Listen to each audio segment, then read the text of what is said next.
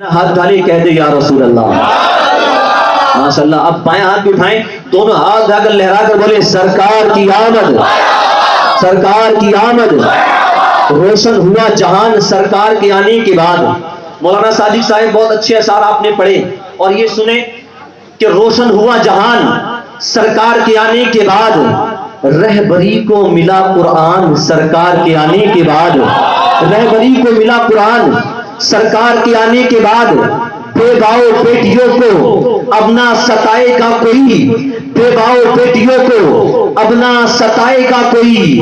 ہو گیا یہ اعلان سرکار کے آنے کے بعد, ہو گیا یہ اعلان سرکار کے آنے کے بعد. نہ تبا تھی نہ حیف تھی حلیمہ سعدیہ کی اونٹنی, نہ تبا تھی نہ حیف تھی حلیمہ سعدیہ کی اونٹنی. ارے آ گئی اس میں جان سرکار کے آنے کے بعد, آ گئی اس میں جان سرکار کے آنے کے بعد. اور دولتیں دنیا بہت تھی صدیق و عمر و عثمان کے پاس, مگر ملی دولت ایمان سرکار کے آنے کے بعد. اور کہنے کو تو بچے تھے مولا علی مگر ہو گئی حق کی پہچان سرکار کے آنے کے بعد, ہو گئی حق کی پہچان سرکار کے آنے کے بعد.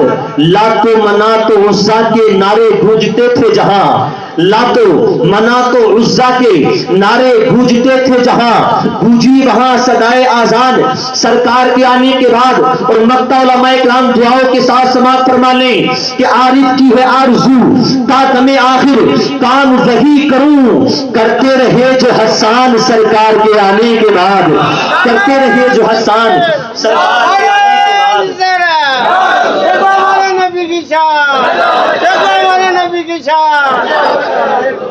اب بیٹھ جائیں آپ, چند باتیں مجھے بتانی ہیں.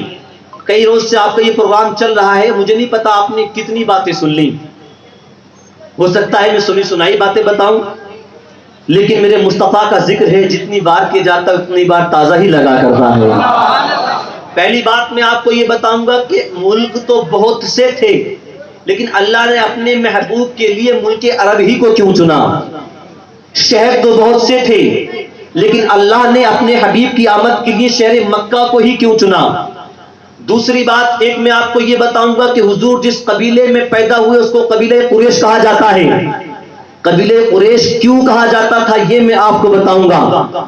آپ کے پردادا کا نام جن کا اصل نام عمر تھا لیکن ان کو ہاشم کہا جاتا ہے, ہاشم کیوں کہا جاتا ہے یہ میں آپ کو بتاؤں گا. حضور کے دادا جن کا اصل نام شیبہ تھا لیکن ان کو عبد المطلب کہا جاتا ہے, عبد المطلب کیوں کہا جاتا ہے یہ میں آپ کو بتاؤں گا. اور اس کے بعد انشاءاللہ حضور کی پیدائش کے کچھ حالات آپ کو سناؤں گا. اب میں نے آپ کے سامنے باتیں رکھ دی ہیں جو مجھے کرنی ہے. اب آپ ذہن کو کشادہ کریں اور اپنی توجہات بالکل میری طرف رکھیں. موبائل وغیرہ اگر ہاتھوں میں ہے تو آپ جیب میں رکھ لیں, باتیں نہ کریں. کچھ لوگ ایسے ہوتے ہیں کہ ان کا دل اچھی محفلوں میں لگتا ہی نہیں. موبائل کی اسکرین پہ گندی گندی تصاویر دیکھ کر پوری رات گزار دیا کرتے ہیں, کانوں میں ایئر فون لگا کر گانوں کی دھنوں پر پوری رات تھرکتے رہتے ہیں. لیکن ایسی محفلوں میں گھنٹہ دو گھنٹہ بیٹھنا ان کے لیے دشوار ہو جایا کرتا ہے. ایک شاعر نے کہا تھا نہ گلشن میں نہ بہاروں میں مزہ ملتا ہے, جو مدینے کے دلکش نظاروں میں مزہ ملتا ہے. لوگ بہلاتے ہیں دل کو گیت سے گانوں سے, مگر ہم کو قرآن کے پاروں میں مزہ ملتا ہے, ہم کو قرآن کے پاروں میں مزہ ملتا ہے. میرے عزیزوں شہر ملک تو بہت سے ہیں, لیکن اللہ نے اپنے حبیب کے لیے ملک عرب کو کیوں چنا؟ تو پہلے آپ یہ سمجھ لیں کہ بیماری جہاں زیادہ ہوتی ہے علاج پہلے وہیں کیا جاتا ہے. بیماری زیادہ جہاں ہوتی ہے دوائیاں پہلے وہیں بننا تیار ہوتی ہیں اور وہیں پہلے علاج کیا جاتا ہے. وہاں کنٹرول ہو جائے گا تو لوگ سمجھتے پھر دور دور تک کنٹرول ہو جائے گا. جہالت تو پوری دنیا میں عام تھی, لیکن عربوں کی جہالت اور ان کی مذہبی حالت جب کتابوں میں پڑھتے ہیں ہم اور سنتے ہیں علماء کرام کی زبانی تو کلیجہ منہ کو آ جاتا ہے. عربوں کی مذہبی حالت یہ تھی, ایک طبقہ ایسا تھا جو وجود باری تعالیٰ کا ہی انکار کیا کرتا تھا. وہ کہتا ہے زندگی اور موت اللہ نہیں دیتا, بلکہ جو کچھ بھی ہوتا ہے یہ سب کچھ زمانے کی کارستانی ہے, ہم خود ہی مرتے ہیں. ہم خود ہی جیتے ہیں. اللہ تعالیٰ کے اختیار میں یہ نہیں کہ وہ زندگی دے, اس کے اختیار میں یہ نہیں کہ وہ موت دے. یہ جینا مرنا سب زمانے کی کارستانی ہے. قرآن کریم میں ان کا ذکر کیا گیا, وَقَالُوا مَا هِيَ إِلَّا حَيَاتُنَا الدُّنْيَا نَمُوتُ وَنَحْيَا وَمَا يُهْلِكُنَا إِلَّا الدَّهْرُ. اس کو دہریہ طبقہ کہا جاتا تھا. ایک طبقہ وہ تھا جو وجود باری تعالیٰ کو تو مانتا تھا, لیکن وہ یہ کہتا تھا کہ حشر و نشر, سزا اور جزا یہ کوئی چیز نہیں. یہ کیسے ہو سکتا ہے کہ انسان مر جائے, پھر اس کی ہڈیاں ریزہ ریزہ ہو جائیں, انسان گل جائے, سڑ جائے, اس کی ہڈیاں بوسیدہ ہو جائیں, پھر یہ کیسا ہو سکتا ہے کہ مرے ہوئے انسان کی ہڈیوں کو دوبارہ اکٹھا کیا جائے اور اس کو زندہ کیا جائے, اس سے حساب لیا جائے. حضرات اس کا بھی ذکر, اس کی ترغیب میں قرآن کریم کی آیت نازل ہوتی ہے, قُلْ يُحْيِيهَا الَّذِي أَنشَأَهَا أَوَّلَ مَرَّةٍ. حضرات ان کو, یہ وہ لوگ تھے جو حشر و نشر, سزا اور جزا کا انکار کیا کرتے تھے, اور ایک طبقہ ایسا تھا جو وجود باری تعالیٰ کو بھی مانتا تھا, حشر و نشر اور سزا اور جزا کو بھی مانتا تھا, لیکن پیارے آقا صلی اللہ تعالی علیہ وسلم کی نبوت کا انکار کیا کرتا تھا. وہ لوگ کہتے ہیں کہ محمد نبی نہیں ہے. اگر محمد نبی ہوتے تو وہ کھاتے نہیں, اگر محمد نبی ہوتے تو وہ پیتے نہیں, اگر محمد نبی ہوتے تو وہ شادی نہیں کرتے, اگر محمد نبی ہوتے تو وہ لوگوں کے ساتھ معاملات نہیں رکھتے, اگر محمد نبی ہوتے تو وہ بازار نہیں کرتے. ان کی نظر میں نبی ہونے کے لیے فرشتہ ہونا ضروری تھا. یہ تو ان کی مذہبی حالت ہوئی. جہالت دیکھیں, عربوں کی جہالت اس قدر عام تھی کہ اگر کسی کی موت ہو جاتی تو اس کی موت کے بعد اس کی قبر میں جب اس کو اتار دیا جاتا تھا, قبر کو بند کر دیا جاتا تھا, تو اس کے ساتھ ایک اونٹ کو باندھ کر اس کی قبر کے پاس ایک گڑھے میں ڈال دیا جاتا تھا. اونٹ تڑپ تڑپ کر بھوکا پیاسا مر جاتا تھا. اس سے ان کا یہ ماننا تھا کہ یہ سواری, یہ جو اونٹ ہے جو تڑپ تڑپ کے بھوکا پیاسا مر گیا, میدان قیامت میں یہ اس کی سواری بنے گا. اور تو اور میرے عزیزوں, اگر سوکھا پڑ جاتا تھا, قحط پڑ جاتا تھا, تو ایک جانور کو لیا جاتا تھا جس کا نام لینا میں مناسب نہیں سمجھتا, یہ علماء جانتے ہیں. حضرات اس جانور کو لیا جاتا تھا, اس کی دم میں سوکھی ٹہنی کو باندھا جاتا تھا, پھر اس میں آگ لگا دی جاتی تھی اور اس کو جنگل میں چھوڑ دیا جاتا تھا. ان کا یہ ماننا تھا کہ ایسا کرنے سے بدلیاں اٹھیں گی, پھر آسمان سے موسلادھار بارش ہوگی. حضرات, اور اگر کسی شہر میں وبا پھیل جاتی تھی, بیماری پھیل جاتی تھی, یا یہ پتا چلتا تھا کہ اس شہر میں آصف زدہ لوگ رہا کرتے ہیں, تو حضرات اگر کوئی مہمانداری کرنے کے لیے اس گاؤں میں جاتا یا اس شہر میں جاتا تو وہ عجیب عجیب حرکتیں کرتا تھا. کوئی گدھے کی طرح ہی ہلاتا تھا, تو کوئی زمین پہ لیٹ جایا کرتا تھا. ایسا کرنے سے وہ یہ گمان کرتے تھے کہ اس گاؤں میں جو بیماری پھیلی ہوئی ہے وہ ہمیں نہ لگے گی, اس میں جو آصف اور جنات رہتے ہیں وہ ہم پر اثر نہ کریں گے. حضرات, اگر کسی رئیس کی موت ہوتی تو اس کو قبر میں دفنانے کے بعد اس کی قبر پہ ایک اونٹ کو پونچھے کاٹ کر چھوڑ دیا جاتا تھا, اس کے خون سے اس کی قبر کو رنگین کر دیا جاتا تھا. ان کا ماننا یہ تھا کہ اس کی قبر اونٹ کے خون سے رنگین ہو جائے گی, جب کوئی آئے گا تو اس کی رنگین قبر کو دیکھے گا, اس کی سرخ قبر کو دیکھے گا, تو وہ سمجھ جائے گا یہ رئیس کی قبر ہے, یہ کسی امیر کی قبر ہے, یہ کسی سردار کی قبر ہے. حضرات, جہالت اس قدر عام ہو چکی تھی کہ شوہر اپنی بیوی کو بلاتا تھا, وہ کہتا تھا جا تو فلاں ہمت اور بہادر اور طاقتور مرد کے پاس جا, تاکہ تیرا بچہ بھی طاقتور پیدا ہو, تاکہ تیرا بچہ بھی باہمت پیدا ہو, تاکہ تیرا بچہ بھی بہادر پیدا ہو. حضرات, وہ شراب پینے کو, زنا کرنے کو, جواکاری کو جائز جانا کرتے تھے, اپنی بیویوں کو دوسرے کے پاس بھیجنا جائز سمجھا کرتے تھے. حضرات, دین ابراہیمی کا ماحول انہوں نے بگاڑ رکھا تھا, دین ابراہیمی کا حلیہ انہوں نے بگاڑ رکھا تھا. انسان جو اپنے رب سے رشتہ توڑ چکا تھا, ضرورت تھی کہ وہ رشتہ پھر سے جڑ جائے. انسان جو اپنے رب سے رشتہ توڑ چکا تھا, ضرورت تھی کہ وہ رشتہ پھر سے جڑے.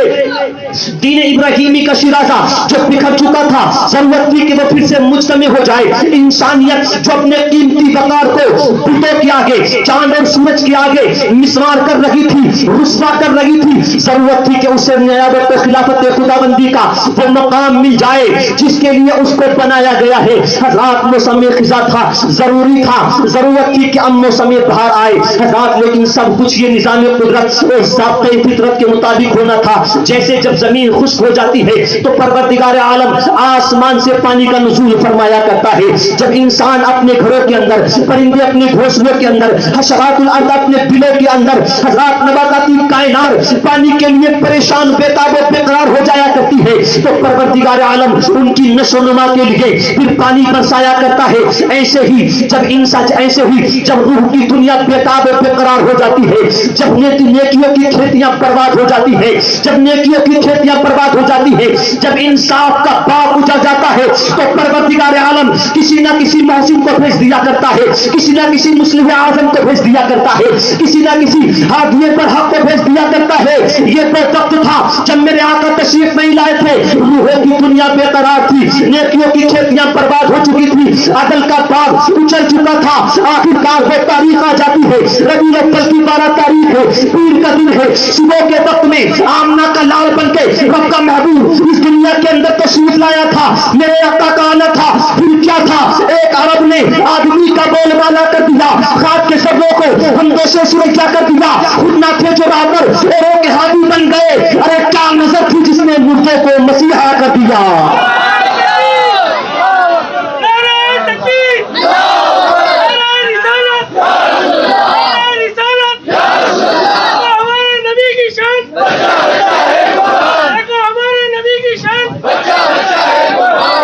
اللہ سلامت رکھے میرے بھائی کو. مائک بہت اچھا ہے، میری طرف سے 50 روپے کا انعام رہے گا آپ کے لیے.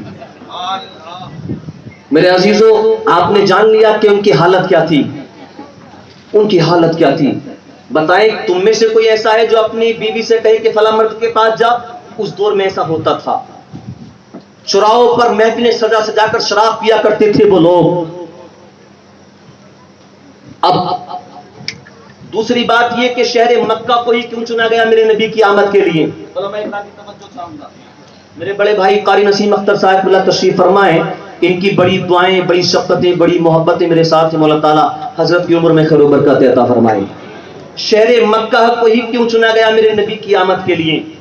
تو مکہ جس جگہ واقع ہے، شہر مکہ جس زمین میں ہے، جس زمین کا نام مکہ ہے، وہ زمین اگر پوری زمین کو ناپا جائے تو مکہ زمین کے بیچوں بیچ میں نظر آتا ہے. ایسے نہیں، زور سے بولے یا رسول اللہ. مکہ بیچوں بیچ میں نظر آتا پوری زمین کے.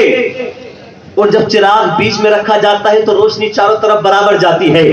اور مکہ وہ ہے جو راستوں کے ذریعے پوری دنیا کو ایک جگہ جوڑ دیا کرتا ہے.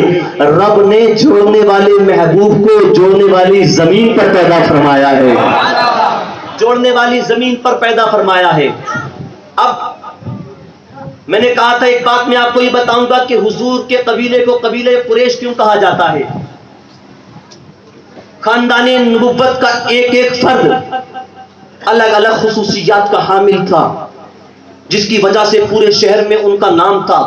پورا شہر، بلکہ پورا عرب ان کو عزتوں کی نظروں سے دیکھا کرتا تھا. انہی میں سے ایک شخص جن کا نام فہر بن مالک تاریخ میں بتایا گیا ہے. فہر بن مالک، لوگ ان کو قریش کہا کرتے تھے. اب قریش کیوں کہتے تھے یہ آپ سنیں. توجہ رکھیں جوانوں، آپ کے علم میں اضافہ ہوگا. قریش ان کو کیوں کہا جاتا تھا؟ قریش اصل میں ایک سمندری جانور کا نام ہے جو بڑا طاقتور ہوتا ہے، جو بڑا بہادر ہوتا ہے اور جو بڑا چالاک بھی ہوتا ہے.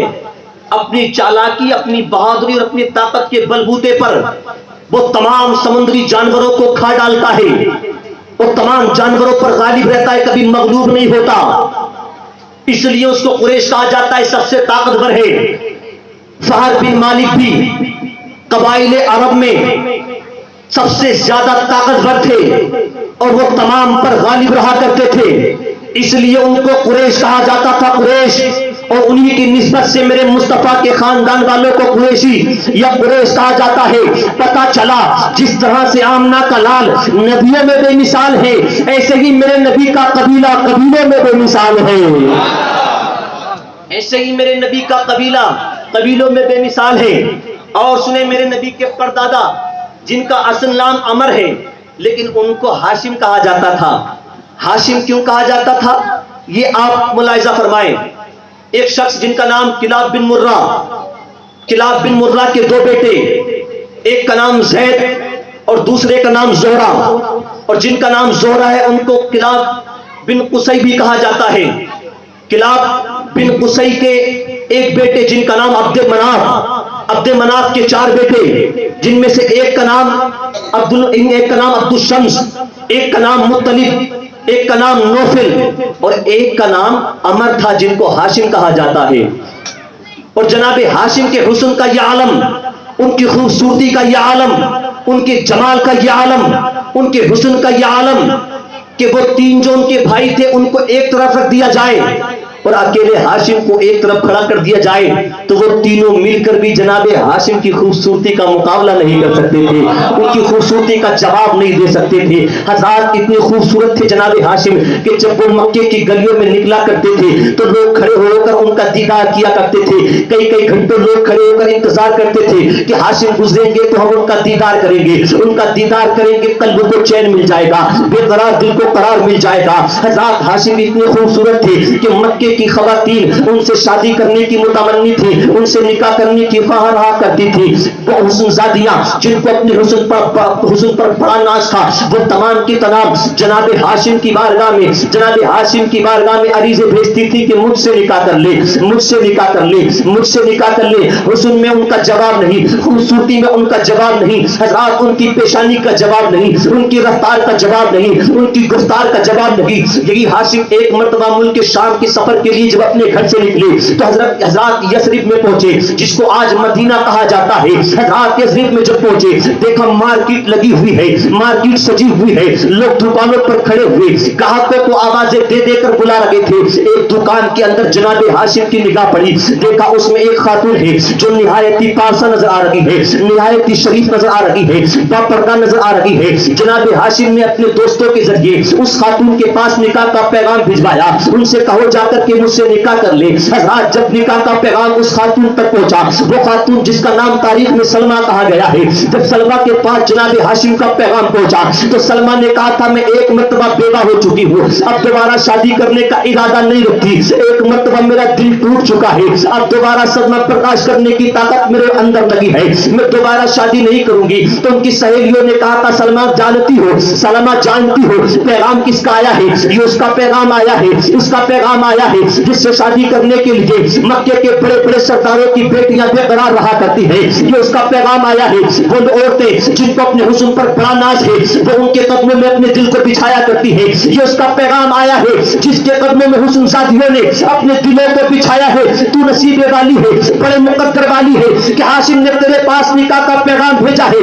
جب سہیلیوں نے اتنا کہا تو شادی کرنے کے لیے تیار ہو گئی، نکاح کرنے کے لیے تیار ہو گئی. نکاح ہوا، پھر 9 مہینے کے بعد ایک بیٹا ایسا پیدا ہوتا ہے، ایک بیٹا ایسا پیدا ہوتا ہے جس کے بال پیدائشی سفید تھے. یہاں بڑھاپے میں آ کر لوگوں کے بال سفید ہوا کرتے ہیں، اگر جوانی میں کسی کے بال سفید ہو جائیں تو لوگ کہا کرتے اس پہ تو بڑھاپا آ گیا. لیکن ہاشم کے گھر جو بیٹا پیدا ہوا تھا، ہاشم کے گھر جو بیٹا پیدا ہوا تھا اس کے بال سفید تھے تو لوگوں نے کہا ہاذا شیبہ، ہاذا شیبہ، ہاذا شیبہ، یہ تو بوڑھا ہے، یہ تو بوڑھا ہے. بس اسی دن سے ان کے بیٹے کا نام شیبہ رکھ دیا گیا. ابھی نہیں سنتے رہے خاموشی کے ساتھ، بات رہ گئی جناب عمر کو ہاشم کیوں کہا گیا یہ بھی تو میں آپ کو بتا دوں. ہاشم کے بیٹے کی بات آ گئی لیکن پہلے بابا کی بات سن لیں، حضور کے پردادا کی بات سن لیں اور پورا مجمع دونوں ہاتھوں کو اٹھا کر کہہ دو یا رسول اللہ. ماشاءاللہ بہت اچھا مجمع ہے. ہاشم آپ کو اس لیے کہا جاتا ہے، اصل نام تھا عمر، یاد کر لیں. ہاشم اس لیے کہا جاتا ہے کہ مکے میں ایک مرتبہ قحط پڑ گیا، سوکھا پڑ گیا مکے میں. لوگ دانے دانے کے لیے بے قرار و بے تاب و بے چین تھے، لوگ بوند بوند کے لیے ترس رہے تھے، پھاکے کر رہے تھے لوگ، جانوروں کے تھن خشک ہو چکے تھے. تو جناب عمر ملک شام گئے اور ملک شام سے روٹیاں خرید کر لائے، روٹیاں، اور پھر مکے میں لا کر روٹیوں کا چورا کیا اور پھر اس کو اونٹ کے سالن میں ملایا اور ملانے کے بعد پورے مکے میں جو لوگ بھوک کے مارے ترس رہے تھے ان لوگوں کو کھلایا. ہاشم کا لغت میں اگر آپ معنی دیکھیں گے تو معنی بھی ہوتا ہے روٹی کا چورا کرنے والا. حضرات انہوں نے پورے مکے کو بھوک مری کے عالم میں روٹی کا چورا کر کے کھلایا تو جناب عمر کو لوگوں نے ہاشم کہنا شروع کر دیا. جناب عمر کو لوگوں نے ہاشم کہنا شروع کر دیا. اسی ہاشم کے گھر ایک بچہ ایسا پیدا ہوا جس کا پیدائشی بال سفید تھے. حسن میں ان کا جواب نہیں، خوبصورتی میں ان کا جواب نہیں، ان کی رفتار کا جواب نہیں، ان کی گفتار کا جواب نہیں. लोग इकट्ठा होकर देखने आते थे। देखो सफेद बालों वाले बच्चे को देखने चलते हैं, उस बच्चे को देखने चलते हैं जो बड़ा खूबसूरत है। लोग कतारें लगा लगा कर देखा करते थे। जब यही शैबा, जिनका नाम शैबा रखा गया था, जब ये 7 साल के हो गए, तो 7 साल की उम्र में मदीने के कुछ लोग, जिसको उस वक्त यज़रिब कहा जाता था, वो लोग शिकार के लिए लेकर गए, महल्ले के लोग शिकार के लिए लेकर गए। हज़रात जब तीर चलाना शुरू किया शिकार की तरफ, तो जो बड़े बड़े लोग साथ थे, जो बड़ा तीर अंदाज अपने आप को जाना करते थे, जिनके निशाने का शोरा दूर दूर तक था, वो लोग जब तीर चलाते थे तो निशाना तीर ठिकाने पर नहीं लगता था, तीर शिकार के जाके नहीं लगता था। लेकिन 7 साल का शेबा जब तीर चलाता था तो तीर ठिकाने पर जाकर लगा करता था। 7 साल का शेबा जब तीर चलाता था तो तीर निशाने पर जाकर लगा करता था। लोगों ने कहा था शेबा तू इतना छोटा है, तू तीर चलाता है तो निशाने पर जाकर लगता है, हम तीर चलाते हैं तो निशाने पर नहीं लगता, वजह क्या है? तो शेबा ने कहा था लोगों ये मेरा कमाल नहीं है, बल्कि मेरी पेशानी में जो मुस्तफा का नूर जलवागर है, ये नूरे मुस्तफा का कमाल है, ये मुस्तफा के नूर का कमाल है। एक जुमला और गौर से सुना करो बात को। एक जुमला मैंने क्या बोला कि मदीने से गए थे। अब कुछ लोग जिनके मुताले से ये बात न गुजरी होगी वो कहेंगे कि जनाबे शेबा तो मक्के के थे तो मदीने में क्या कर रहे थे? तो जनाबे सलमा का जब निकाह हुआ था तो वो मदीने में ही रह गई थी, और जनाबे हाशिम सफर के लिए गए थे, वहीं पर उनका इंतकाल हो गया था। इंतकाल के बाद वो मदीने में ही रही, जिसको उस वक्त यज़रिब कहा जाता था। वहीं अपने बच्चे की परवरिश की। जब 7 साल की उम्र जनाबे शेबा की हो गई, 7 साल की उम्र, तो मक्के के कुछ लोग सफर तिजारत के लिए मुल्क शाम जा रहे थे। मदीने से जब वो गुजरे तो उन्होंने देखा कि वो बच्चा जिसकी बड़ी चर्चा होती है, जो सफेद बालों वाला है, वो घूम रहा था। उसको बुलाकर कहा क्या हाशिम का बेटा है? कहा हाँ मैं हाशिम का बेटा हूँ। कहा तेरी अम्मी की कैसी हालत है? कहा कि अच्छी हालत है, बस मेरी परवरिश पे उनका ध्यान है। हजरात ये कहकर वो मक्के के लोग गुजर गए। वापस आकर जनाबे अब्द मनाफ के जो बेटे थे, एक जिनका नाम मुत्तलिब था, मुत्तलिब से आकर कहा तुम्हारा भतीजा है जो मदीने में अपनी बेवा माँ के साथ जिंदगी गुजार रहा है। अब आप ये गौर करें कि हुजूर के दादा को अब्दुल मुत्तलिब क्यों कहा गया? नाम तो असल उनका शेबा था, लेकिन अब्दुल मुत्तलिब क्यों कहा गया? जनाबे मुत्तलिब जो चचा थे जनाबे शेबा के, उनसे आकर कहा गया तुम्हारा भतीजा है जो मदीने में अपनी बेवा माँ के साथ जिंदगी गुजार रहा है, क्या ही बेहतर होगा कि तुम उसको ले आओ और तुम उसकी परवरिश करो। जनाबे मुत्तलिब ने सुना तो दौड़ कर गए। हज़रात जाकर जनाबे सलमा से इजाजत तलब की कि अगर आपकी इजाजत हो तो मैं आपके बेटे को ले जाऊं, अपने शहर में जाकर उसकी परवरिश करूंगा। हज़रात जनाबे सलमा ने इजाजत दे दी तो जनाबे मुत्तलिब लेकर जनाबे शेबा को मक्के की तरफ चले। जब आप मक्के में दाखिल हो रहे थे तो लोगों ने अब से पहले जनाबे शेबा को नहीं देखा था। 7 साल के बच्चे को जब जनाबे मुत्तलिब के साथ आता हुआ देखा तो लोगों ने कहा ये कौन है? आज से पहले हमने इसको नहीं देखा, ये कौन है? ये कहां से आ रहा है? आज से पहले हमने इसको नहीं देखा। तो किसी ने कहा था शायद ये अब्दुल मुत्तलिब है, अब्द से मुराद यहां गुलाम है। लोगों ने कहा जो मुत्तलिब लेकर आ रहा है ये उसका गुलाम होगा। बस उसी दिन से लोगों ने मेरे हुजूर के दादा को अब्दुल मुत्तलिब कहना शुरू कर दिया। असल नाम था इनका शेबा। बात समझ में आ रही है ना आप लोगों की? कुछ लोगों का ध्यान पूरा चाय की तरफ है। चाय इंशाल्लाह आप तक पहुंचेगी। अभी आप इश्क़े रसूल का जाम पीजिए। एक शेर सुना दो अगर इजाजत हो तो। अगर कुछ लोग तो मुंडी भी नहीं हिला रहे हैं, अगर वो नहीं भी हिलाएंगे तब भी मैं शेर सुना के रहूंगा, क्योंकि जो लोग बोल रहे उनका बोलना ही काफी है। अगर सुनना चाहते तो जिन लोगों के हाथ में चाय नहीं है वो लोग हाथ उठाकर कहें या रसूल अल्लाह। चाय वाले लोग हाथ न उठाए वरना कमेटी वालों का नुकसान हो जाएगा। एक शायर ने कहा था चाय की प्याली में थोड़ी सी मिठास, इससे ज्यादा तुम्हें क्या मिल जाएगा? जामे इश्क़े नबी पीजिए जन्नती मजा मिल जाएगा। जामे इश्क़े नबी पीजिए जन्नती मजा मिल जाएगा।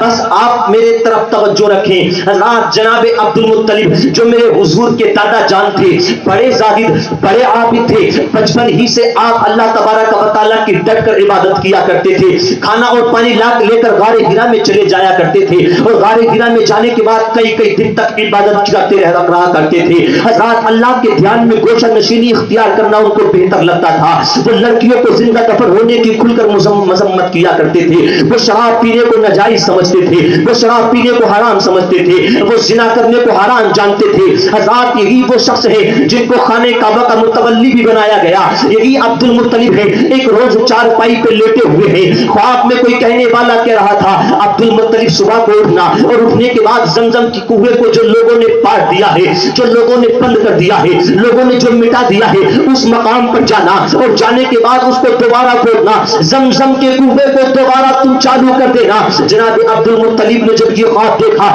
تو اٹھنے کے بعد حضرات اسی مقام پر پہنچے جس کی نشاندہی خواب میں کی گئی تھی. حضرات کنویں کو کھودنا شروع کیا تو دوسرے قبائل کے لوگ مانے آ گئے, رکاوٹ بن گئے, ان کو روکنے کی کوشش کی. حضرات جناب عبد المطلب نے جب لوٹ کر دیکھا تو پیچھے کوئی نہیں کھڑا تھا, کوئی سپورٹر نہیں تھا. اس وقت جناب عبد المطلب نے پروردگار عالم کی بارگاہ میں دعا کی, اے پاک پروردگار عالم, آج میں کنواں کھودنے کے لیے آیا ہوں تو لوگ روکنے کے لیے آ گئے. آج میرا سپورٹر کوئی نہیں ہے, آج میرا ساتھ دینے کے لیے کوئی نظر نہیں آ رہا ہے. اے پاک پروردگار عالم, تو مجھے 10 بیٹے عطا فرما دے تاکہ میں دشمنوں کا مقابلہ کر سکوں. حضرات جناب عبد المطلب پروردگار عالم کی بارگاہ میں عرض کرتے, پروردگار عالم تو مجھ کو 10 بیٹے عطا فرما دے. اگر تو مجھ کو 10 بیٹے عطا فرما دے گا تو میں ان 10 میں سے ایک بیٹے کو تیری راہ میں قربان کر دوں گا.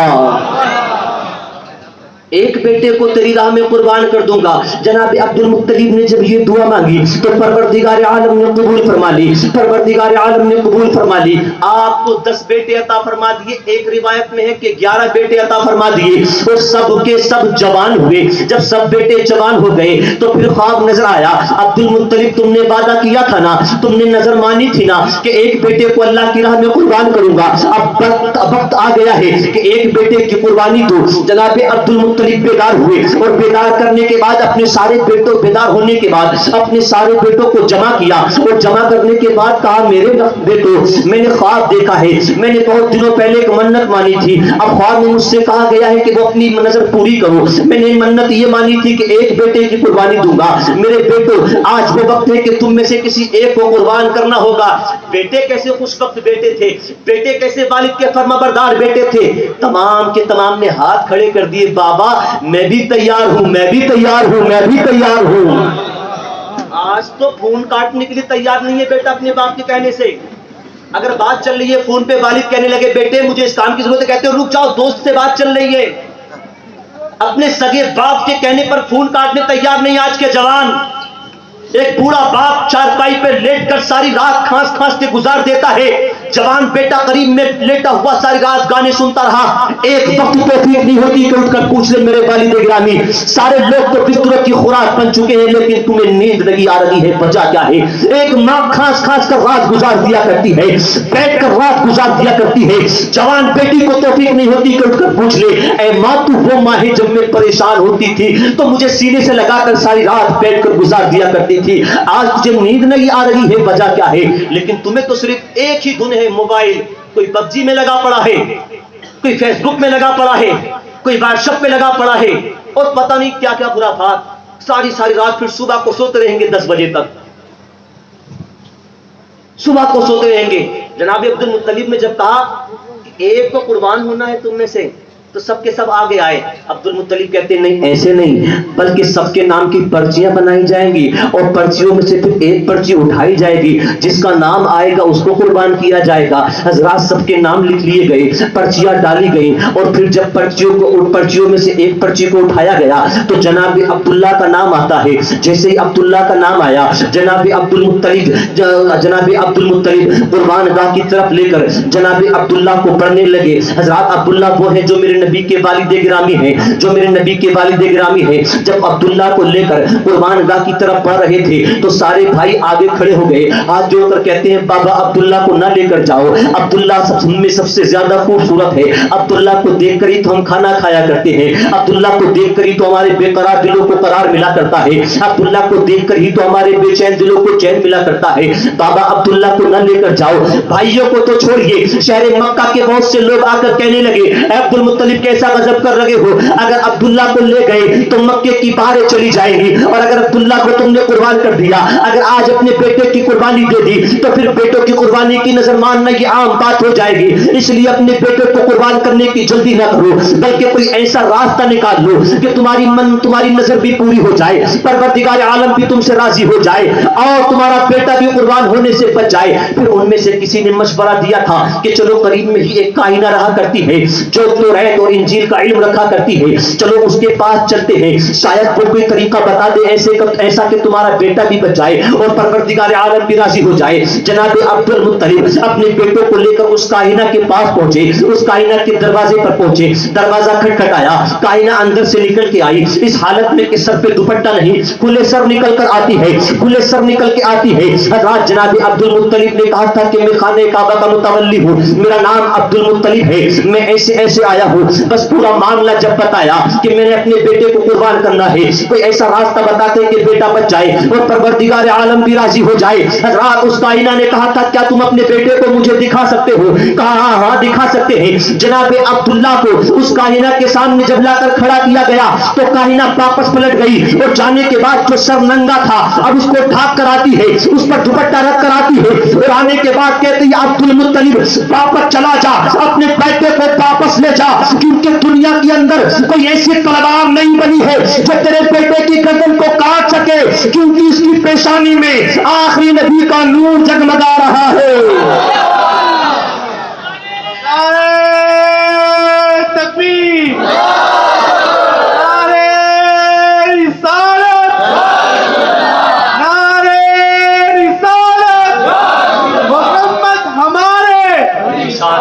मोहम्मद हमारे, मोहम्मद हमारे, मोहम्मद हमारे, नारे रिसालत, लब्बैक लब्बैक लब्बैक या रसूल अल्लाह, लब्बैक लब्बैक लब्बैक या रसूल अल्लाह, नारे रिसालत। कहा कि ले जाओ इसको वापस, दुनिया के अंदर ऐसी कोई तलवार ही नहीं जो इसकी गर्दन को काट सके। जरा जोर से कहीं सुभान अल्लाह। जनाब अब्दुल मुत्तलिब कहते हैं नहीं नहीं, इन बातों को छोड़िए, आप ये बताइए कोई ऐसा रास्ता है जो तुम हमारा बेटा भी बच जाए और परवरदिगार आलम भी राजी हो जाए। तो उस काहिना ने कहा ठीक है, मैं तुम्हें एक रास्ता बता देती हूँ, एक तरीका बता देती हूँ। तरीका ये है कि अब्दुल्ला का नाम भी लिख लेना और साथ में 10 ऊँटों का नाम रखना। उस वक्त में 10 ऊँट ये कत्ल के एवज दिए जाते थे, कत्ल के बदले में दिए जाते थे। कैसा माहौल था कि लोग किसी को मार देते थे और 10 ऊँट देते थे, बात खत्म हो जाती थी। ऐसा दौर था वो। तो 10 ऊंट दिए जाते थे। जुर्माने को मकतूल के तौर पे उस वक्त लागू किया गया था। हजरात कहती है कि 10 ऊंटों का नाम लिखना और अब्दुल्ला का नाम लिखना और फिर एक पर्ची उठाना।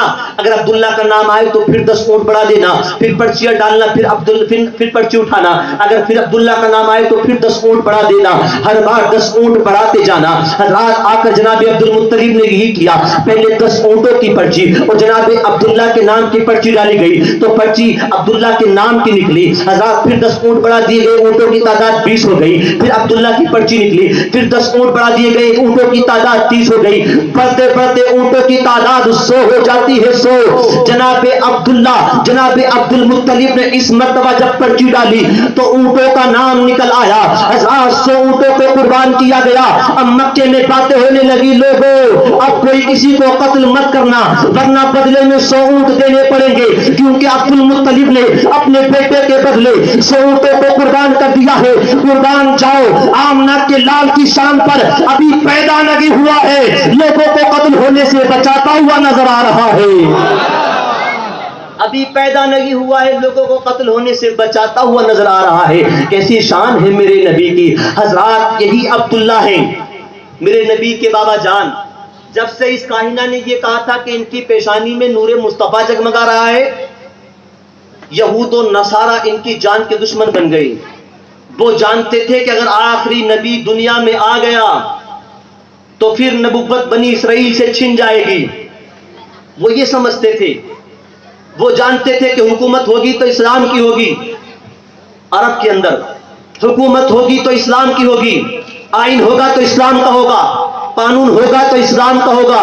یاد رہے آواز جہاں تک پہنچ رہی ہے عرب کی بات چل رہی ہے. حضرات ان لوگوں کو ڈر تھا کہ اب دین موسوی اور دین عیسوی ختم ہو جائے گا اگر آخری نبی تشریف لے آیا, اس لیے کہ عبداللہ کو مار دیا جائے, نہ بانس ہوگا نہ بانسری بجے گی. بس ہر وقت اسی تلاش میں رہا کرتے تھے کہ کسی صورت سے عبداللہ کو قتل کیا جائے, عبداللہ کو قتل کیا جائے. ایک مرتبہ ایسا ہوا جناب عبداللہ شکار کے لیے جب جنگل تشریف لے گئے تو حضرات 70 یہود و نصارہ ہتھیاروں کے ساتھ جنگل میں اسی تلاش میں کھڑے تھے کہ عبداللہ آئیں گے تو ہم ان کو قتل کر ڈالیں گے. جناب عبداللہ جب جنگل میں پہنچے شکار کرنے کے لیے تو اکیلے عبداللہ کو 70 یہود و نصارہ نے گھیر لیا اور دائرے کو تنگ کرتے ہوئے جناب عبداللہ کے قریب آتے چلے جا رہے ہیں. وہاں پر ایک دوسرے شخص بھی موجود تھے جن کا نام تاریخ میں باپ بن مناف بتایا گیا ہے. حضرات باپ بن مناف نے جب دیکھا کہ 70 یہود و نصارہ ہیں جو عبداللہ کو قتل کرنے کے لیے جا رہے ہیں تو حضرات باپ بن مناف کہتے ہیں میں نے سوچا کہ میں پتھر اٹھا کر پھینکوں ان کے قریب تاکہ لوگوں کو یہ پتا چل جائے کہ ان کے ساتھ کوئی دوسرا بھی ہے.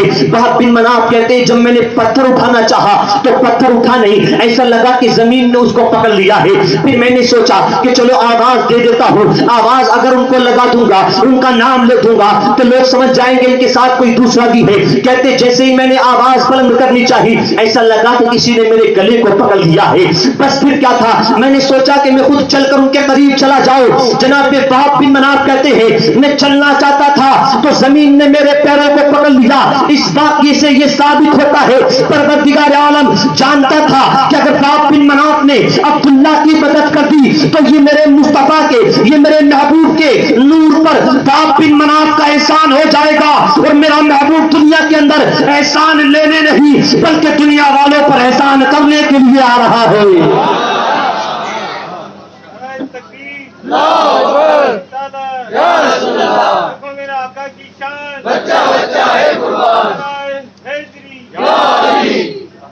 حضرات وہب بن مناف ان کی ایک بیٹی تھی, انہی کو ہم اور آپ بی بی آمنہ کہا کرتے ہیں, بی بی آمنہ کہا کرتے ہیں. جب وہب بن مناف نے دیکھا کہ وہ 70 لوگ انہیں مارنے کے لیے بالکل تیار ہیں تو کہتے ہیں پھر یکا یک کچھ لوگ اچانک نمودار ہوئے جو دنیا کے لوگوں سے بالکل بھی مشابہت نہیں رکھتے تھے. انہوں نے آ کر کفار کو مار بھگایا یا مار گرایا. عبداللہ کی حفاظت ہو گئی. بس جناب وہب کے دل میں عبداللہ کی محبت گھر کر گئی. اپنے گھر گئے, خاندان والوں کو بٹھایا اور خاندان والوں کو بٹھانے کے بعد کہا تھا وہ جو سردار مکہ ہیں, وہ جو خانہ کعبہ کے متولی عبد المطلب ہیں, ان کا جوان بیٹا عبداللہ ہے جس کے ساتھ آج میں نے یہ معاملہ دیکھا. بس میں چاہتا ہوں کہ میں اپنی بیٹی کی شادی عبداللہ کے ساتھ کر دوں. خاندان والوں نے کہا تھا کیسی باتیں کرتا ہے, تیرے پاس تو چند بکریاں ہیں اور وہ بکریوں کے ریوڑ کے مالک کا بیٹا ہے, وہ خانہ کعبہ کے متولی کا بیٹا ہے, وہ خانہ کعبہ کے متولی کا بیٹا ہے, وہ مکہ کے سردار کا بیٹا ہے. بھلا وہ تمہاری بیٹی سے کیسے رشتہ کرے گا, بھلا وہ تمہیں کیسے رشتہ دار بنائیں گے. جناب باپ بن مناف کہتے کیا ہوا, اگرچہ غریب ہوں, اگرچہ انہوں نے اگر مجھے لوٹا بھی دیا, میرے رشتے کو ٹھکرا بھی دیا تو کوئی بات نہیں, کم سے کم عبداللہ یعنی عبد المطلب کے بیٹے کے ہاتھ مانگنے والوں میں میرا نام تو شمار ہو جائے گا. میں جاؤں گا ضرور, میں جاؤں گا ضرور. حضرات جناب باپ چلے ہیں میرے نبی کے بابا کے دروازے پر. جانے کے بعد دروازے پر دستک دی, دروازہ کھلا, اندر سے جناب عبد المطلب تشریف لاتے ہیں. جناب باپ قدموں پہ گر گئے اور قدموں پہ گرنے کے بعد کہتے ہیں سرکار کچھ مانگنے کے لیے آیا ہوں, کچھ عریضہ پیش کرنا چاہتا ہوں. جناب عبد المطلب نے کہا کھڑے ہو جاؤ اور مانگو, کیا مانگنا چاہتے ہو. ہمارے یہاں قدموں میں گرا کر کسی کو کچھ نہیں دیا جاتا بلکہ سینے سے لگا کر دیا جاتا ہے. آ جاؤ میرے سینے سے لگ جاؤ اور بتاؤ کیا مانگنا چاہتے ہو. جناب باپ کہتے ہیں سرکار آپ کا بیٹا عبداللہ جوان ہو چکا ہے, میری بیٹی آمنہ بھی جوان ہے, میری بیٹی آمنہ بھی جوان ہے. میں چاہتا ہوں کہ آپ کے بیٹے کے نکاح میں اپنی بیٹی آمنہ کو دے دوں. جناب عبد المطلب آنکھیں بند کر کے آمنہ نام کے معنی پر غور کرنے لگے, جس کا معنی ہوتا ہے امن دینے والی, جس کا نام ہوتا ہے سکون دینے والی, جس کا نام ہوتا ہے امن کا پیغام عام کرنے والی. حضرات جناب عبد المطلب نے معنی پر غور کر کے بس تصور کیا کہ امن دینے والی جب میرے عبداللہ کے پاس آئے گی, امن دینے والی جب عبداللہ کے نکاح میں آئے گی تو پروردگار عالم ایسا بیٹا عطا فرمائے گا جو پوری دنیا इस्लाम अमन के परचम को बुलंद कर देगा, इंसाफ के परचम को बुलंद कर देगा। रात का ठीक है, तुम्हारा रिश्ता मंजूर है, तुम्हारा रिश्ता मंजूर है, जाओ मैंने रिका को मैं तो रिश्ते को मंजूर कर लिया, शादी की डेट फिक्स हो गई, जो भी हुई होगी। अब जनाब अब्दुल्ला और जनाब आमना का निकाह हो जाता है, जनाब आमना का निकाह हो जाता है। अब पैदाइश में बयान करूंगा, पैदाइश सबकी तवज्जो मेरी तरफ रहनी चाहिए। अकेले मेरे आका की जात ऐसी है जिनकी तारीख पैदाइश को भी बयान किया जाता है और अंदाजे पैदाइश को भी बयान किया जाता है। तवज्जो फरमाए उलमा इकराम, बिलखुसूस मौलाना यूसुफ निजामी साहिबुल्लाह की तवज्जो और दुआओं का तालिब। देखें, आपको अपनी बर्थ तारीख तो मालूम होगी, अपनी पैदाइश की तारीख को तो फख्र के साथ बयान करेंगे, लेकिन मुझे बताओ आप में से कोई ऐसा है जो अपने अंदाजे पैदाइश को बयान करे कि मैं कैसे पैदा हुआ? नहीं। आम आदमी को तो छोड़िए, हम बुजुर्गों की भी तारीख विलादत को तो बयान करते हैं, लेकिन अंदाजे विलादत को बयान नहीं करते कि वो किस तरह से पैदा हुए। क्यों बयान नहीं करते? क्योंकि ये इंसान की जिंदगी का ऐब वाला पहलू है, ये तारीख पहलू है, ये नक्श वाला पहलू है। ऐब वाले पहलू को बयान नहीं किया जाता।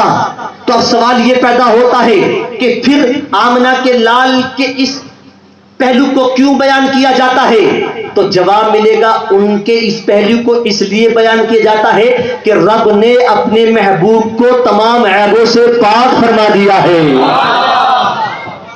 अगर आप में से या हम में से कोई अपनी पैदाइश का अंदाज बयान करे तो क्या कहेंगे? यही कहेंगे ना कि जब हम पैदा हुए तो हम पे गिलादत का खोल चढ़ा हुआ था। यही कहेंगे ना कि जब हम पैदा हुए तो हम पे गंदगी लिपटी हुई थी।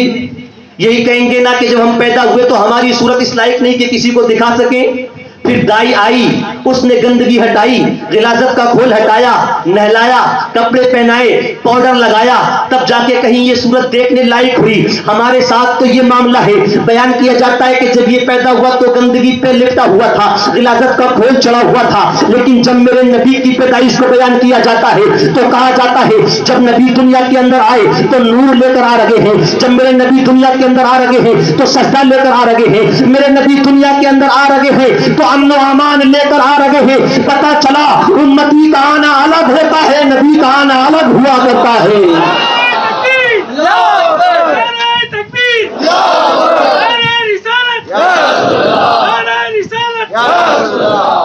उम्मती का आना अलग है, नबी का आना सारा मतलब बोले नबी का आना। वो अकल के अंधे जो कहते हैं नबी हमारी तरह, उनसे कहते तुम तो नबी की तरह पैदा ही नहीं हुए, तो तुम नबी की तरह कैसे हो सकते हो?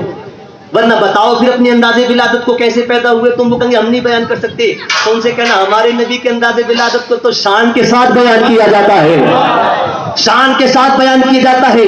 और एक दिन नहीं, नीम बहड़ा की जमीन पे तो 7-8 रोज लगातार बयान किया जाता है। हाँ, तो मेरे अजीजों, ये मेरे नबी का अंदाजे विलादत है। अच्छा, दूसरी बात, जब माएँ उम्मीद से होती हैं तो उनका चलना फिरना दुश्वार हो जाता है। हजरत आमना से सवाल किया, आमना आप ये बताइए, क्या आप जब उम्मीद से हुई तो क्या आपका भी चलना फिरना दुश्वार हुआ?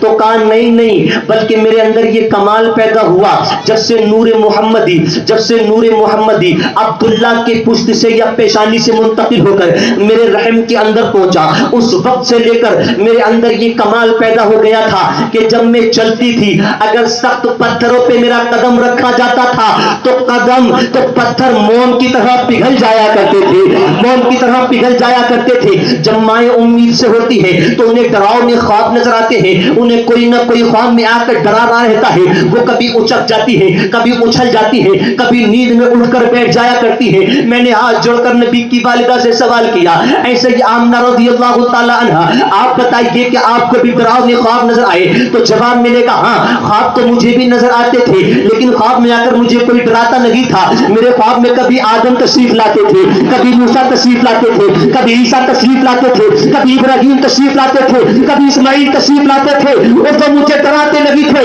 बल्कि तमाम के तमाम मुबारकबाद देते थे। आमना मुबारक हो, तेरे घर में सरदार अंबिया तशरीफ लाने वाला है। आमना मुबारक हो।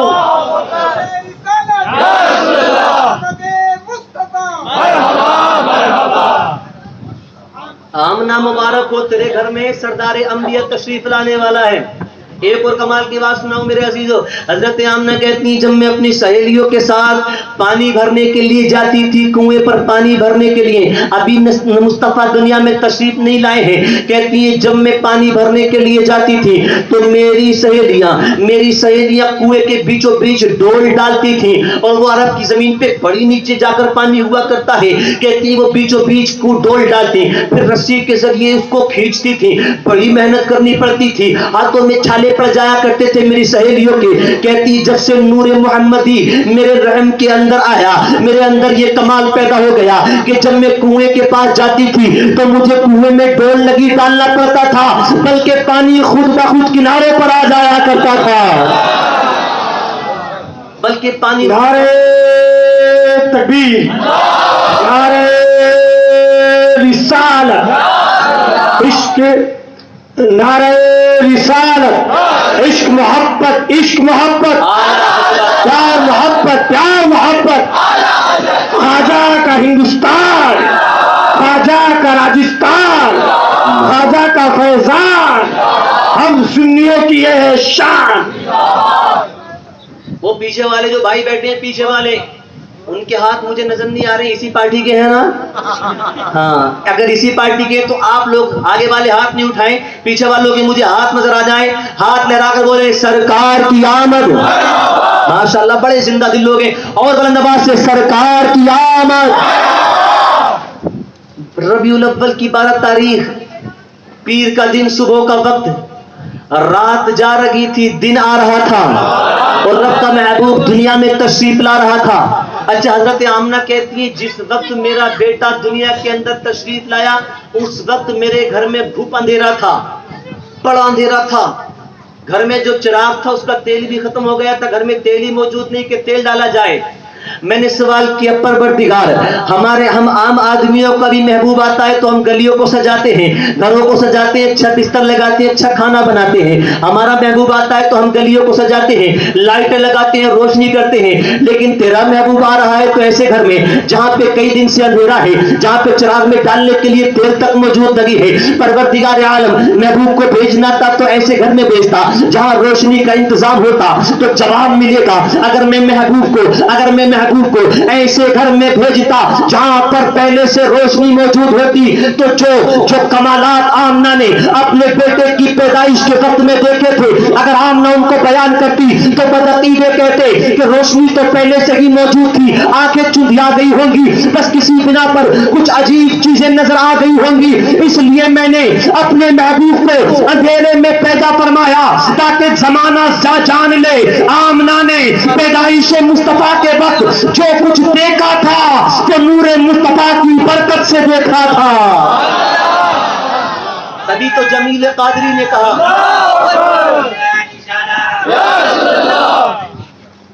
اچھا آپ نے مس کال لگائی ہے بھائی، پورا نعرہ لگایا کریں، جب بھی لگایا کریں، اللہ سلامت رکھے۔ جمیل قادری کہتے ہیں روشنی میں آمنہ نے جن کی دیکھا ملک شام، واہ واہ کیا چاند نکلا الصلاۃ والسلام، واہ واہ کیا چاند نکلا الصلاۃ والسلام۔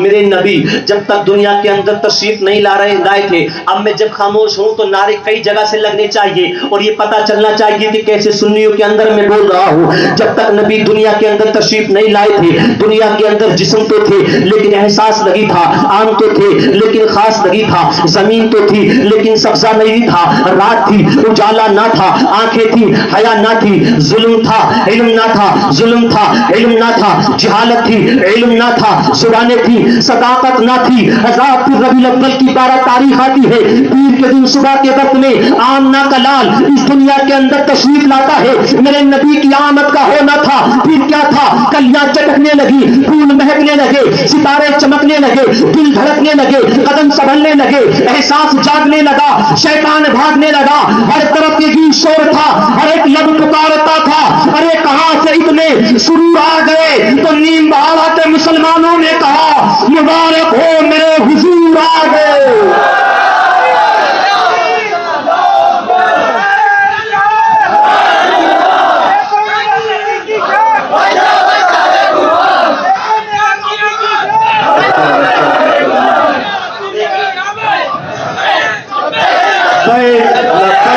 لبیک لبیک یا رسول اللہ لبیک لبیک لبیک یا رسول اللہ لبیک لبیک لبیک یا رسول اللہ لبیک لبیک لبیک یا رسول اللہ لبیک لبیک لبیک یا رسول اللہ محمد ہمارے محمد ہمارے محمد ہمارے محمد ہمارے آمد مصطفیٰ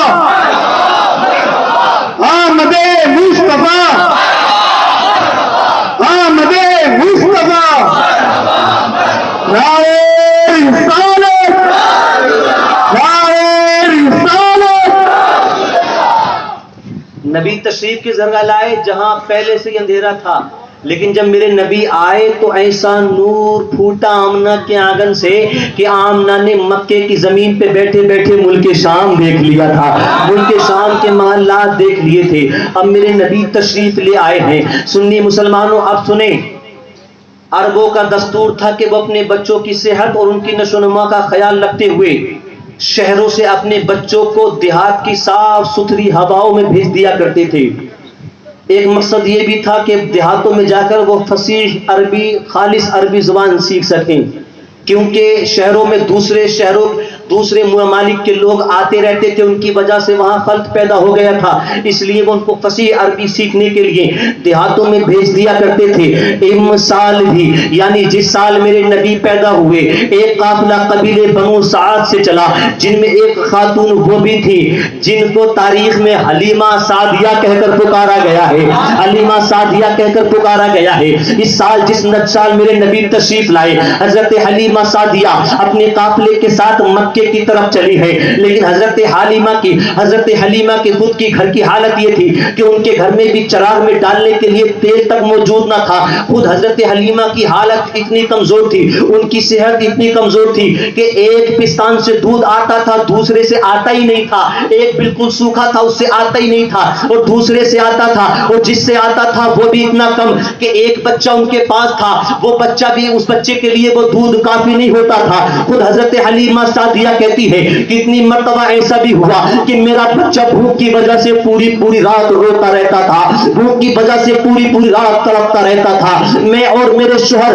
پوری رات بیٹھ کر گزار دیا کرتے تھے. حضرات کہتی ہے میرے ساتھ اس سفر میں ایک اونٹنی تھی جس کے تھن دھوپ سے خشک ہو چکے تھے. میری سواری اتنی کمزور تھی جو قافلے والوں کا ساتھ نہ دیتی تھی بلکہ بار بار پیچھے رہ جایا کرتی تھی. قافلے والے مجھ سے عاجز آ گئے تھے، حلیمہ کیسی سواری لے کر آئی ہے، تیری وجہ سے ہمیں بھی دیر ہو رہی ہے، بار بار رک کر تیرا انتظار کرنا پڑتا ہے. خود بھی اتنی کمزور، سواری بھی اتنی کمزور. کہتی ہے بس کسی طرح سے میں مکے میں پہنچ گئی. مکے میں جانے کے بعد ہزار جو تائیاں آئی تھی، جو عورتیں آئی تھی، تمام نے امیروں کے بچوں کو چنا. کوئی کہتا تھا ایک بیٹا آمنہ کا بھی ہے جو در یتیم ہے، جس کے سر سے والد کا سایہ اٹھ چکا ہے. عورتیں کہتی تھی اس کے تو والد ہی نہیں ہے، بھلا وہ ہمیں کیا دے گا، زیادہ انعام نہ ملے گا، زیادہ روپیہ پیسہ نہ ملے گا، زیادہ دولتیں نہ ملیں گی. حضرت حلیمہ کسی کے گھر جاتی تھی تو ان کی صحت کو دیکھ کر لوگ کہتے تھے تو کیا بچے کی پرورش کرے گی، تو کیا بچے کو پالے گی، تیری تو خود کی حالت اتنی خراب ہے، تیری تو خود صحت کمزور ہے. کسی نے حضرت حلیمہ کو اپنا بچہ دینا گوارا نہ کیا. ایسا لگتا تھا کہ حضرت حلیمہ کو خالی ہاتھ واپس جانا پڑے گا. تو اپنے شوہر کے پاس شام کے وقت میں آنے کے بعد کہنے لگی میرے سرتاج لگتا ہے کہ اب واپس خالی ہاتھ ہی جانا پڑے گا. خالی ہاتھ جانے سے بہتر تو یہ ہے چلو آمنہ کے اس در یتیم کو لے کر چلے جس کو کسی نے نہیں لیا ہے. حضرات جناب حلیمہ کے شوہر نے کہا تھا ٹھیک ہے تیری بات. حضرات دونوں لوگ مل کر جناب آمنہ کے دروازے پر پہنچے. جناب آمنہ کے دروازے پر جب دستک دی دروازہ کھلا. کہا کہ آمنہ تمہارا بیٹا کہاں ہے، آمنہ تمہارا بیٹا کہاں ہے. جناب حلیمہ کہتی ہے میں نے پہلی مرتبہ جب محمد کو دیکھا تھا تو ایک سفید اور اونی کپڑے میں لپٹا ہوا دیکھا تھا. ایسا لگتا تھا کائنات کا سارا حسن اس سفید کپڑے میں اتر آیا ہے.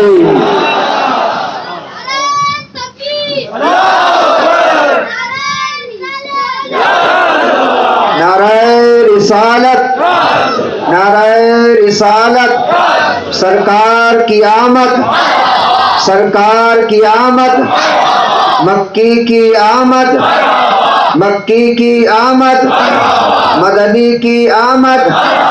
پرنور کی آمد، مرحبا پرنور کی آمد، مختار کی آمد، مختار کی آمد۔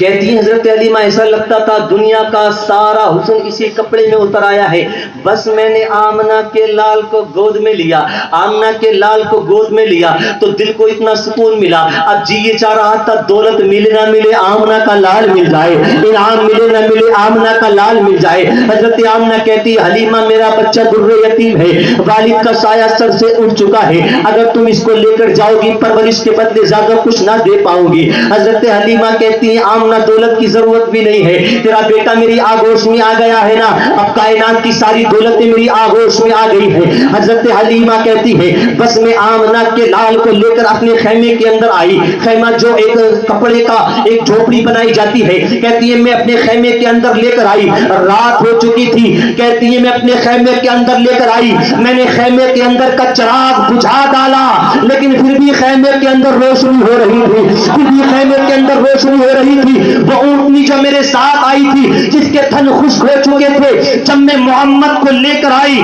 تو میں نے دیکھا اس اونٹنی کے تھنوں میں دودھ اتر آیا ہے، اور میں نے دعا تو اتنا دودھ دیا کہ میں نے اور میرے شوہر نے پیٹ بھر کے پی لیا، لیکن وہ دودھ ختم ہونے کا نام نہیں لیتا تھا۔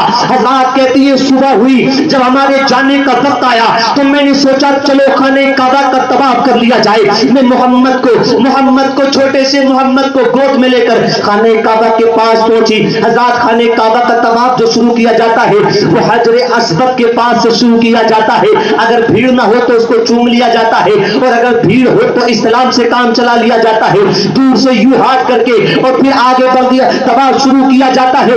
جناب حلیمہ کہتی ہے میں محمد کو گود میں لے کر جب حجر اسود کے پاس پہنچی، میں چاہتی تھی کہ جھک کر حجر اسود کو چوم لوں، اس سے پہلے کہ میں چھپی حجر اسود پا کر خود میرے لبوں کے قریب آ گیا تھا۔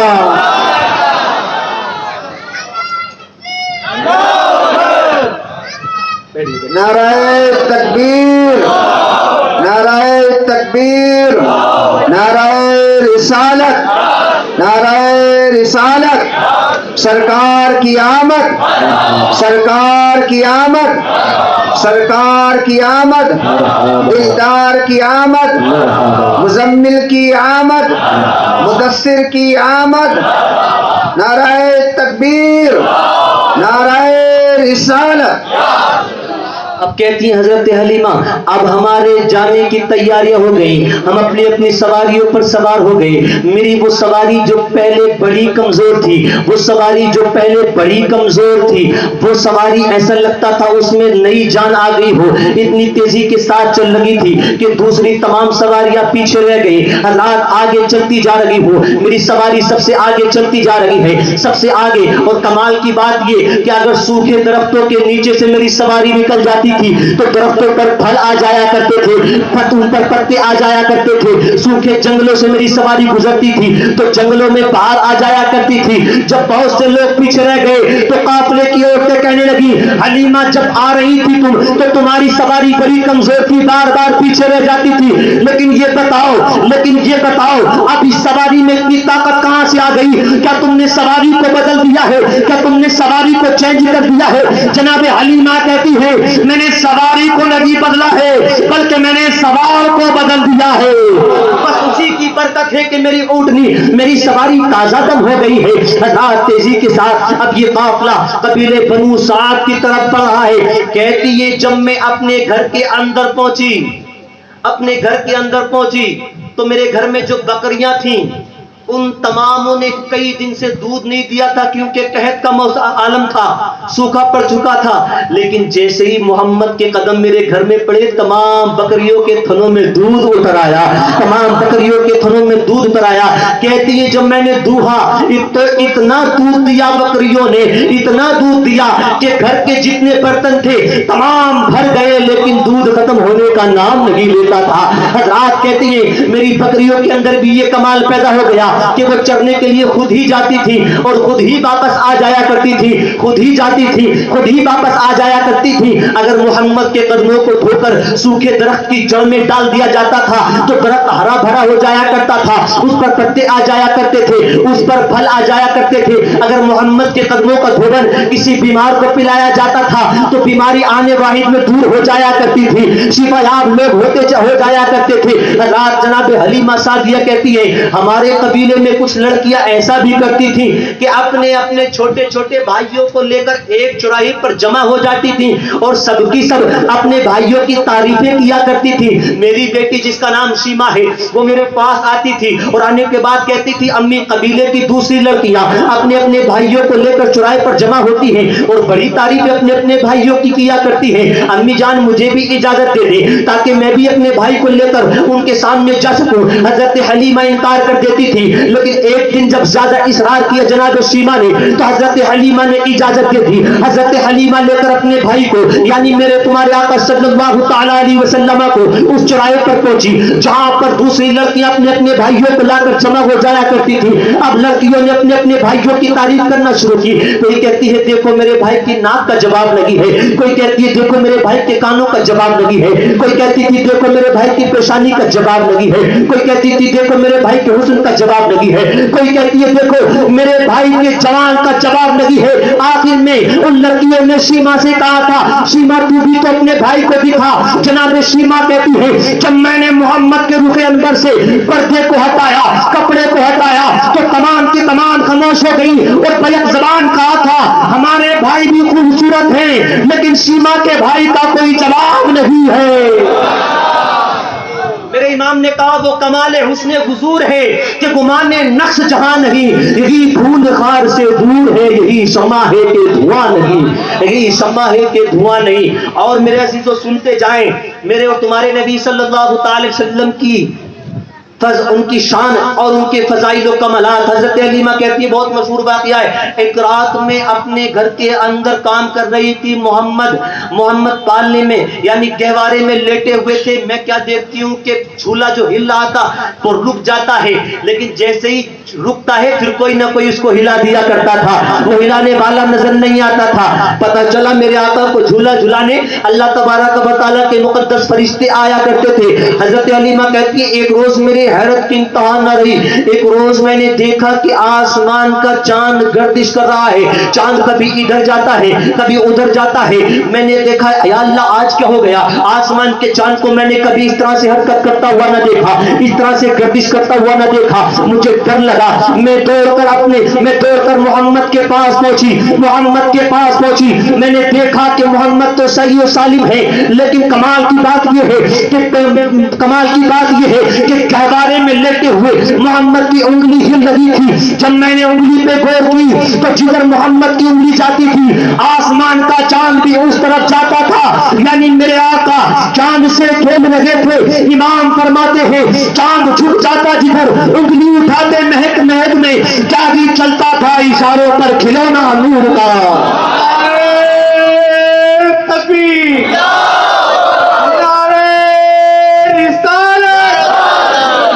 عشق محبت، پیار محبت محمد ہمارے۔ سبحان اللہ سبحان اللہ۔ اب تھوڑا ٹائم بچائیں، مجھے کہا گیا تھا مولانا یوسف نظامی صاحب اور شہر قاضی صاحب نے مجھے حکم دیا تھا کم سے کم 2 گھنٹے تقریر ہونی ہے اور 1 بجے جانے کا میرا ٹارگیٹ تھا، مجھے کوٹا سے صبح کو ٹرین پکڑنی ہے 6 بجے، اس لیے 1 بجے یہاں سے نکلنے کا ارادہ تھا، لیکن پرمیشن صبح تک کی ماشاء اللہ۔ اب میں آدمی ہوں مشین نہیں، اس کا خیال رکھیں، بولوں گا لیکن آپ نے موڈ اتنا اچھا بنا دیا ہے کہ میں بھلے ٹرین چھوٹ جائے تھوڑی دیر اور بولوں گا، بول دے سبحان اللہ۔ حضرات میرے اور تمہارے، اب میں بچپن کو چھوڑ دیتا ہوں، بچپن آپ نے سن لیا ہوگا شاید، گزشتہ دنوں میں نہیں سنا ہوگا تو انشاءاللہ زندگی نے وفا کی تو کبھی پھر سناؤں گا۔ آپ یہ سن لیں کہ میرے اور تمہارے نبی صلی اللہ تعالی وسلم کے والد کا انتقال اس وقت ہو گیا تھا کہ جب میرے نبی کی والدہ امید سے تھی اور صرف 2 مہینے آپ کو امید سے ہوئے تھے، آپ کے والد کا انتقال ہو گیا تھا، یعنی آپ کی پیدائش سے پہلے ہی والد کا سایہ سر سے اٹھ گیا تھا۔ اور 6 سال کی عمر جب آپ کی ہوئی میرے آقا کی تو والدہ کا سایہ بھی سر سے اٹھ چکا تھا. اس کو اگر بیان کروں گا حضور حضرت آمنہ کے انتقال کو تو گھنٹہ بھر اس میں لگ جائے گا. اس کو میں چھوڑ دیتا ہوں, پھر کبھی انشاءاللہ بیان کروں گا. دور حاضر کو مد نظر رکھتے ہوئے ایک واقعہ میں یہ بیان کرتا ہوں اور یہاں سے آپ کو ذہن نشین یہ بات کرانا چاہتا ہوں کہ میرے اور تمہارے نبی نے ہمیں امن کا پیغام دیا ہے. امن کا پیغام دیا ہے, ایکتا کا, محبت کا, پریم کا, اخوت و مربت کا پیغام دینے والی ذات سب سے پہلی ذات آمنہ کے لال کی ذات ہے. میرے نبی نے ہم نے آپسی بھائی چارہ سکھایا ہے, ایک دوسرے سے محبت کرنا سکھایا ہے. اور کیسے محبت کرنا سکھایا ہے؟ آپ جب صبح کو جلوس نکالیں تو نعت پڑھے نبی کی درود پاک کا ورد کریں, اس میں ہو ہلہ کچھ نہیں, کوئی بدتمیزی نہیں ہونا چاہیے. زمانے کو دکھا دو کہ نبی کے غلام کیسے ہوا کرتے ہیں. ادب کے دائرے میں رہ کر ان علماء کے پیچھے پیچھے چلیں گے, یہ آپ کے قائد ہیں, بس ان کی اقتدا کرے. جیسے جیسے یہ آپ کو حکم دیتے جائیں ان کے ساتھ جانا. نوجوان سروں کو ٹوپیوں سے سجا کر آئیں, جس طرح سے آج نوجوان بغیر ٹوپیوں کے بیٹھے ہیں. اپنی قوم کے جوانوں کو جب جلسوں میں ننگے سروں کو دیکھتا ہوں تو مجھے افسوس ہوتا ہے, یہ میری قوم کی وہ جوان ہے جن کو ہمارا فیوچر کہا جاتا ہے, مستقبل کہا جاتا ہے, لیکن جلسوں میں آنے کے لیے بھی تمہیں توفیق نہیں ہوتی کہ اپنے سروں کو ٹوپیوں سے ڈھانپ کر آتے. اگر جلسوں میں آنے کے لیے تم ٹوپیاں اپنے سروں پر نہیں لگا سکتے تو بتاؤ کہاں جا کر تم ٹوپیاں لگاؤ گے؟ میرے عزیزوں, میرے اور تمہارے نبی نے ایکتا کا پیغام دیا اور ایک دوسرے کی مدد کرنا میرے نبی نے سکھایا ہے. اتنے دھیرے سے بولیں گے, زور سے کہیں سبحان اللہ. میرے نبی نے ایک دوسرے کی مدد کرنا سکھایا. اور کیسے سکھایا؟ مکے کی سرزمین ہے, رات کا وقت ہے, میرے نبی اپنے حجرے انور سے باہر تشریف لائے. ہوا چل رہی تھی, اندھیرا چھایا ہوا تھا اور سردی کا موسم تھا.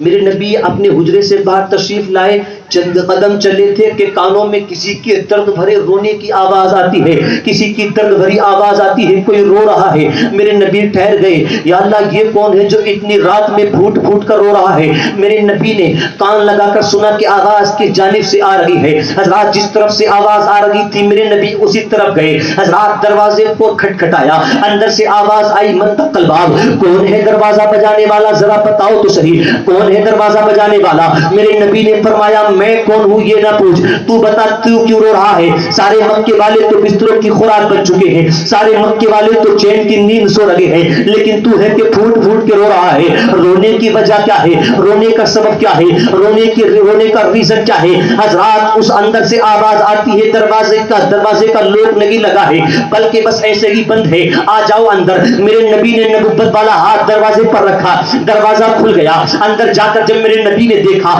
تو ایک شخص ہے جس کی بونڈی کس موٹی موٹی آنکھیں ہیں, بونڈے ہونٹ ہیں, موٹے موٹے ہونٹ ہیں, بونڈا سا چہرہ تھا, گھنگرالے بال تھے. حضرات میرے نبی نے دیکھا تو وہ شخص بیٹھا ہوا چکی چلا رہا تھا, جو پیس رہا تھا. میرے آقا نے فرمایا معاملہ کیا ہے, اتنی رات گئے رو کیوں رہے ہو؟ غلام نے کچھ نہ کہا بلکہ اپنے ہاتھوں کو یوں میرے آقا کے سامنے کر دیا. میرے آقا نے دیکھا کہ ہاتھوں سے خون بہ رہا تھا. میرے نبی نے فرمایا ہاتھوں سے خون بہنے کا ریزن کیا ہے, خون بہنے کی وجہ کیا ہے؟ تو حضرات وہ شخص کہنے لگا اے آنے والے تو کون ہے؟ میں یہ تو نہیں جانتا, لیکن مکے میں آج تک اتنے پیار سے مجھ سے کسی نے بات نہیں کی ہے. جب تم مجھ سے پوچھتا ہے تو سن لے, میرا جو آقا ہے بڑا ظالم ہے, میرا جو آقا ہے بے ناٹ پرست ہے, وہ بڑا سرکش ہے, وہ مجھ پر بڑا ظلم کیا کرتا ہے, دن بھر مجھ سے کام و کاج کروایا کرتا ہے, وزنی پتھر اٹھوایا کرتا ہے, رات دن میں میرے ہاتھوں میں کام کی وجہ سے چھالے پڑ جاتے ہیں. رات کو جب میں واپس آتا ہوں تو میرا دل چاہتا ہے تھوڑی دیر آرام کر لوں, جب میں واپس آتا ہوں تو میرا دل چاہتا ہے تھوڑی دیر سو لوں.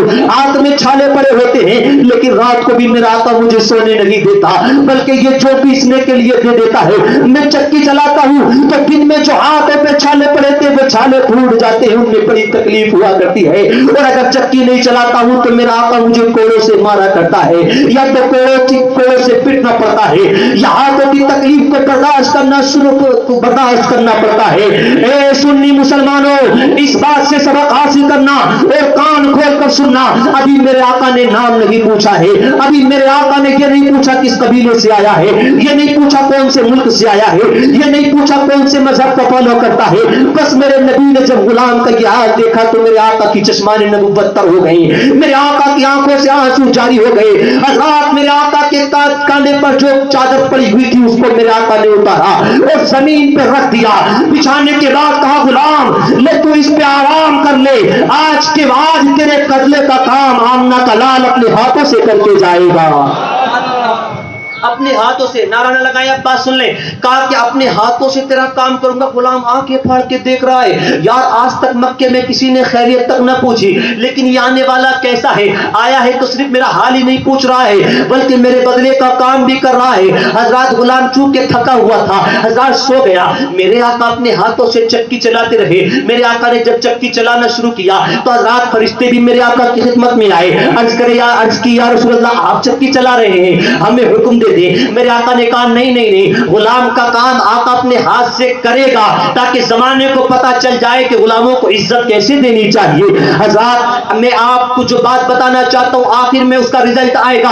अपने ज़हनों को तवज्जो, अपने ज़हनों को कुशादा करें और तवज्जो को मेरी तरफ रखें। हज़रात जब सारे जोक पीस गए तो मेरे नबी ने धीरे से गुलाम को जगाया, कहा लो तुम्हारे बदले का काम हो गया और मैं जा रहा हूं। और जाते जाते मेरे नबी पीछे मुड़े और मुस्कुराकर फरमाया, घबराना नहीं, कल को भी तेरे बदले का काम करने के लिए मैं खुद हाजिर हो जाऊंगा, मैं खुद तेरा काम करने के लिए आ जाऊंगा। परेशान मत होना कि आज तो ये कर गए कल को कौन आएगा।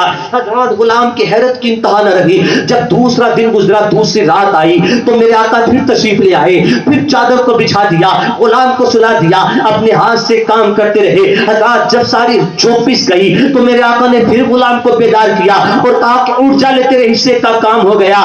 और दूसरी रात भी जाते जाते फिर मुस्कुरा कर कह गए, घबराना नहीं, कल को भी तेरे बदले का काम करने के लिए मैं आ जाऊंगा। घबराना नहीं, कल को भी मैं तेरे बदले का काम करने के लिए आ जाऊंगा।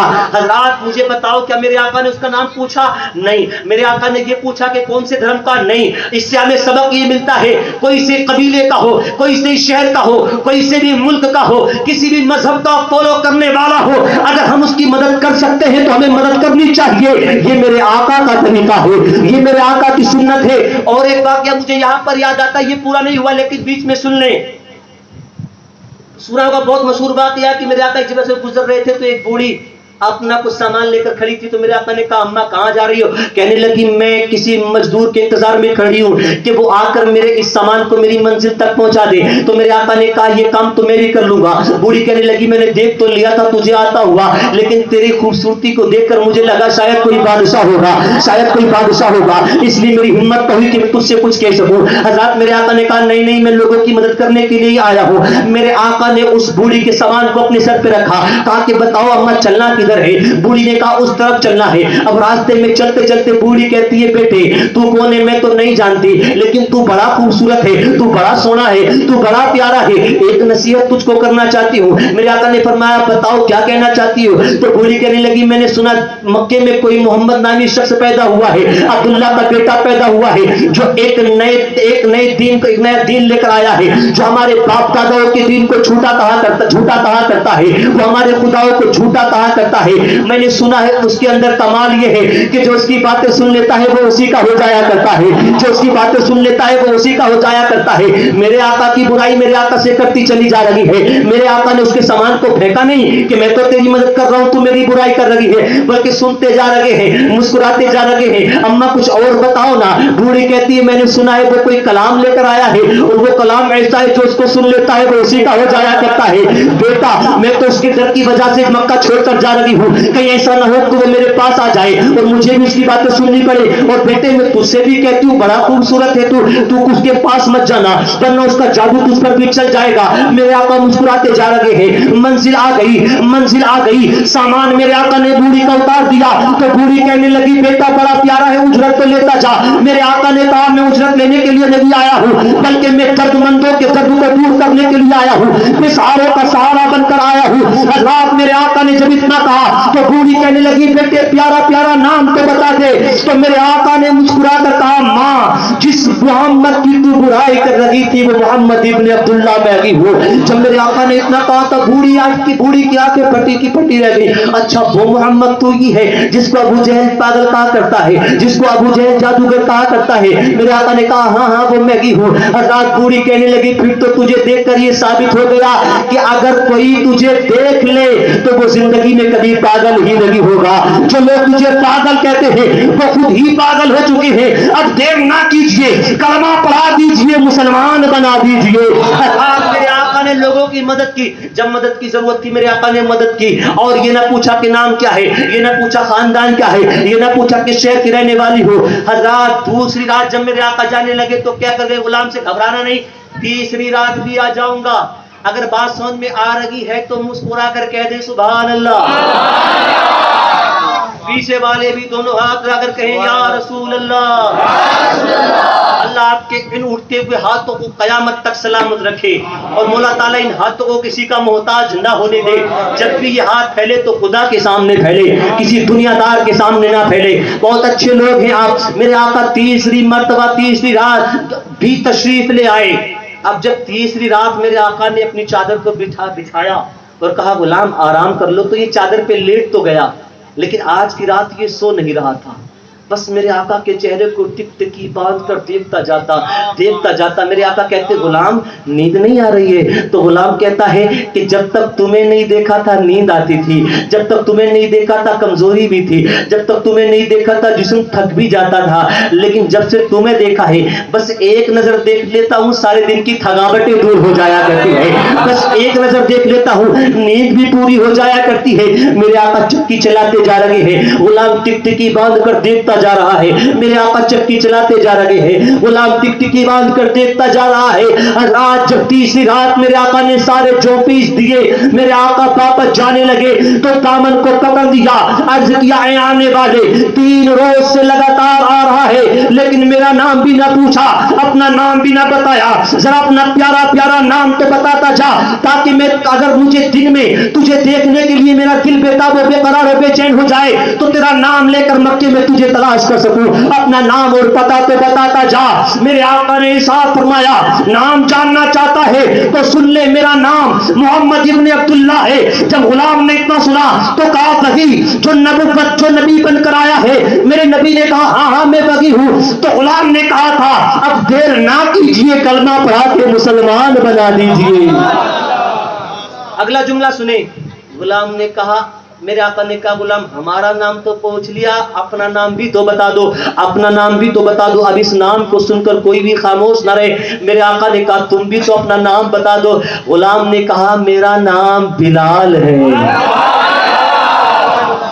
لوگ قریب بٹھانا پسند نہیں کرتے تھے کالا ہونے کی وجہ سے, جیسے کہ حضرت مولانا محمد عابد صاحب اللہ نے غالباً یہ بیان کیا تھا کہ کالے کو لوگ اپنے پاس بٹھانا پسند نہیں کیا کرتے تھے.